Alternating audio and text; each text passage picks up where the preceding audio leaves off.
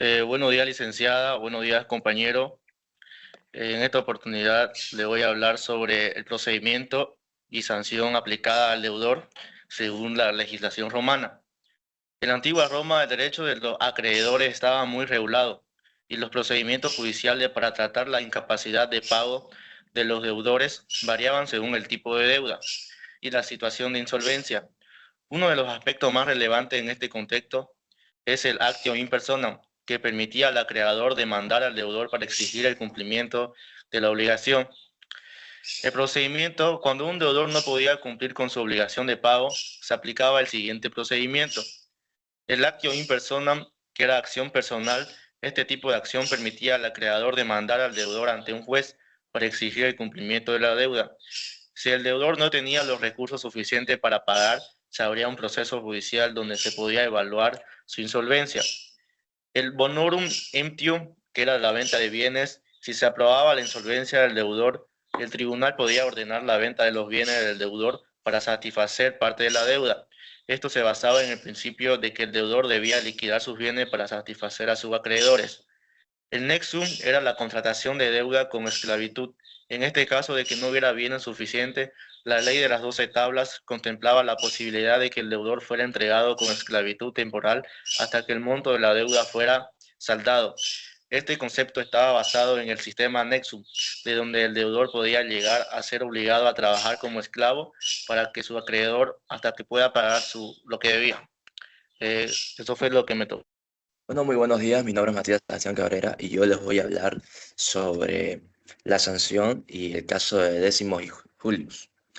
Bueno, en el contexto del derecho romano, si Julius no cumplía con la deuda contraída con Décimos y además no poseía bienes suficientes para cubrir el acreedor, tenía varias opciones legales, según la etapa histórica también. Como número uno sería la reclamación inicial y medidas legales. Décimos podía iniciar una acción judicial para exigir el pago. El tribunal evaluaba los bienes del deudor y, de existir alguno, se procedía a embargo o venta para saldar su deuda. El acto in persona. Acción judicial mediante la cual el acreedor demanda al deudor para obtener el reconocimiento judicial de la deuda y una sentencia de pago.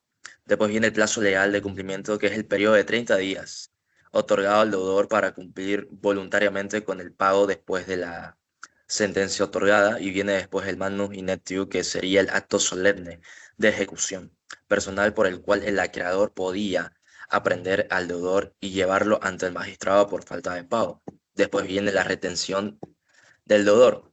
Es la facultad del acreedor de retener al deudor durante 60 días, presentándolo públicamente para permitir un tercero pague la deuda.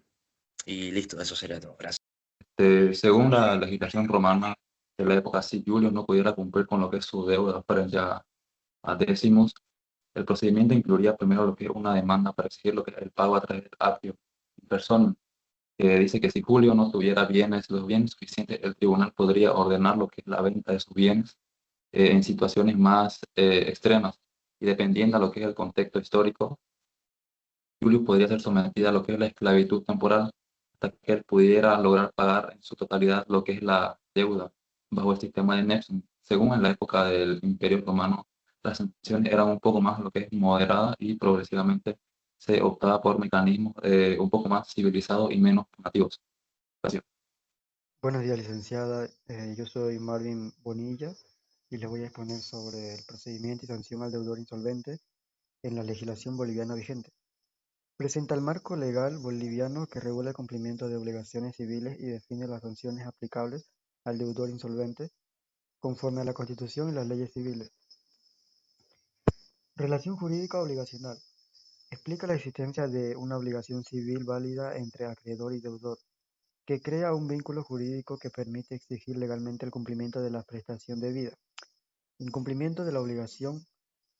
Describe la situación en la que el deudor no cumple con el debido pago dentro del plazo, configurándose la mora y habilitando al acreedor a acudir a la vía judicial. Gracias. Prosigo con el procedimiento aplicable en Bolivia. Demanda judicial de cumplimiento de cobro. Sería el primer paso para dar una sentencia a los cobros del bienes del deudor. La siguiente sería la sentencia condenatoria. El acreedor presenta una demanda ante el juez civil competente para exigir el pago de la obligación incumplida, en este caso la deuda de Julius. La ejecución forzosa de la sentencia es la que dictamina claramente que tiene que cumplir la sentencia en un lapso de tiempo. Y en el caso de no poder cumplir esta sentencia, se pasa al siguiente paso, el embargo de los bienes o remate de bienes. En este caso se subastan o se venden a un precio de remate la mayoría de los bienes que tenga el deudor, dependiendo de la deuda, para poder pagar la deuda insolvente del demandador. En este caso, en caso de tener un bien inmueble o inmueble, se dará paso a este acto. Y con esto se busca liberar la deuda del acusado. Aparte, la sanción aplicable al deudor insolvente tiene una responsabilidad patrimonial. Si bien no se busca tampoco dejarlo en la indignación al deudor, se le busca sí que cumpla su deuda a pesar de tener una sentencia ejecutoriada. También se prohíbe la prisión por deudas aquí en Bolivia. Por más que sea un deudor de, pongamos un ejemplo, 100.000, 150.000 o 200.000 bolivianos, no se le aplicará la deuda por la prisión por deudas. En todo caso, se rematarán sus bienes. Pero hay una excepción a esta regla. Si bien la deuda de la asistencia familiar igual cuenta como deuda, esto ya entra en el Tribunal de Justicia Familiar, por lo cual aquí aplicaría la prisión preventiva hasta que se pague la deuda de manutención. Buenos días, licenciada. Mi nombre es Lilibet Guadalupe Calle Guari y yo le voy a hablar sobre lo que es un cuadro comparativo entre lo que era el derecho en Roma y lo que sería el derecho en Bolivia. Primero hablamos sobre lo que es la situación del deudor insolvente. En el periodo arcaico de la ley de las 12 tablas, el deudor insolvente podía ser entregado al acreedor, como lo era la Magnus Intecto, y reducido a servidumbre por deuda. Encarcelado o también incluso podía ser vendido como esclavo. En la etapa arcaica, como mencioné anteriormente, que era regulada por las 12 tablas, la obligación era entendida como un vínculo jurídico profundamente personal. No se trataba de una relación entre patrimonio, sino entre personas donde el deudor quedaba directamente ligado al acreedor.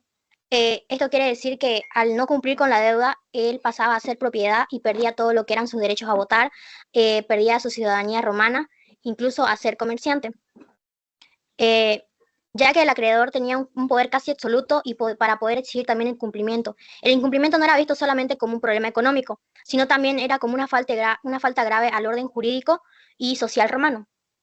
A diferencia de Bolivia, en el sistema jurídico boliviano, el deudor insolvente conserva plenamente su libertad y su dignidad y no lo pueden privar de su libertad, ni tampoco poder utilizarlo como un esclavo como se lo utilizaba anteriormente en Roma, ya que la ley protege a la persona como sujeto de derechos, como nombra en el Código Civil en el artículo 1, que toda persona tiene capacidad de derecho, es sujeto de derechos tras que tiene vida.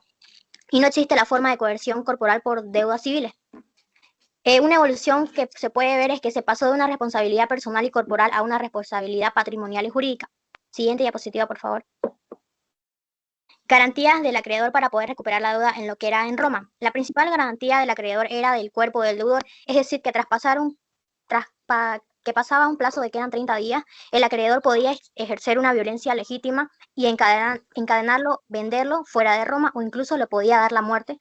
Y con el tiempo surgieron mecanismos más patrimoniales, pero el dominio personal seguía siendo el central.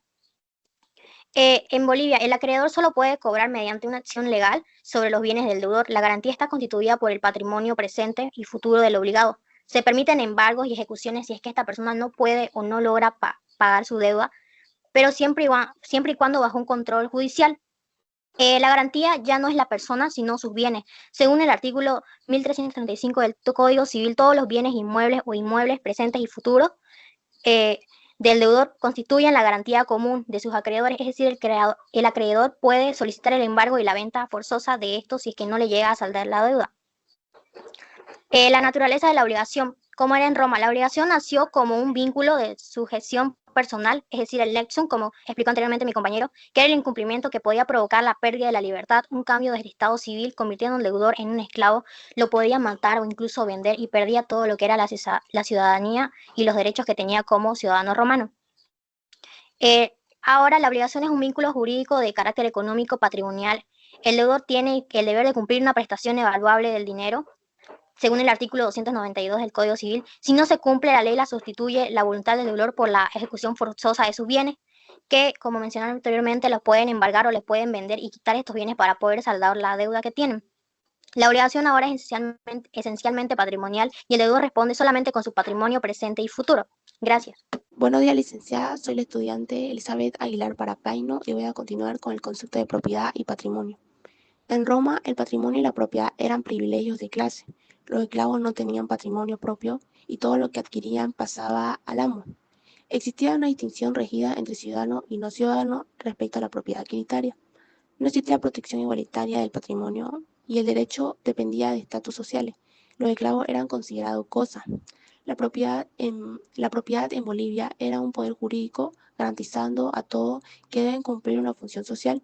En el artículo 106 del Código Civil en Bolivia, el patrimonio es universal y todos tienen uno. Se protege incluso bienes inembargables. También en el artículo 1336 del Código Civil, para asegurar subsistencia del deudor, el patrimonio es protegido por ley para todas las personas, sin distinción. La Constitución Política del Estado también garantiza la propiedad privada y dignidad humana. Se considera una gran evolución humanista, ya que la igualdad ante la ley y el derecho de propiedad se democratizó y se vinculó a la función social, protegiendo mínimos vitales, promoviéndose la igualdad ante la ley y derechos universales. La propiedad, hablamos también de la posibilidad de esclavitud por deuda.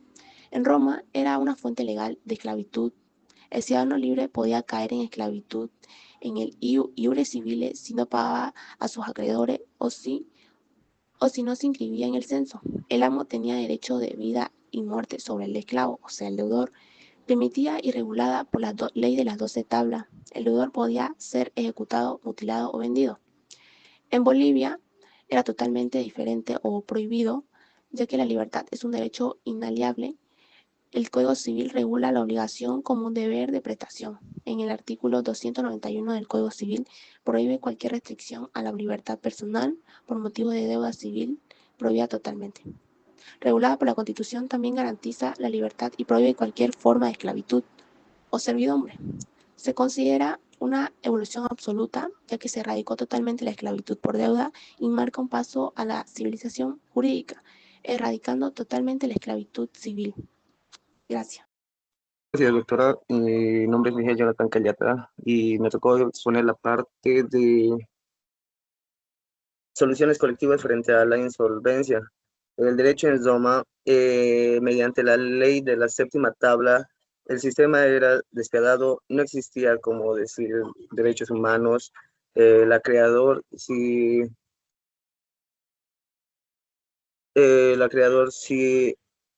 por tanto, el esclavo o el deudor debía al acreedor o bien el esclavo quebraba. Si no pagaba, los acreedores usaban el partis secantum. ¿Qué significaba eso? El partis secantum era la repartición de cuerpo. En parte, si el deudor no pagaba, los acreedores, tanto si eran muchos como ser unos 4 acreedores, se repartían el cuerpo de la víctima en 4. En ese tiempo, la ley no buscaba justicia ni equilibrio, sino buscaba el castigo. Ahora, en el derecho en Bolivia existía el procedimiento de concurso de acreedores. Ahora en esa ley, la ley te respalda más. No pueden, como ser, asesinarte por una deuda. La ley te respalda. Es decir, que si, un ejemplo, un banco, te prestas plata de un banco, el banco te va a pedir una garantía, bien puede ser la hipoteca de tu casa. Ahora no llegas a cumplir, el banco te embargaría lo que son tus bienes y no abusarían del derecho de quitarte la vida. Ahora, en protección jurídica del deudor, en el derecho de Roma, el deudor no tenía ninguna potestad de exigir derechos ni nada, no tenía nada de derecho. Quedaban totalmente expuestos y al poder del acreedor, o sea, del dueño o del que le ha prestado. Y el derecho en Bolivia se respalda. El deudor goza de debidos procesos, derecho a la defensa, protección de bienes y mecanismos para reorganizar sus bienes. y tanto así no perder la vida. Eso sería.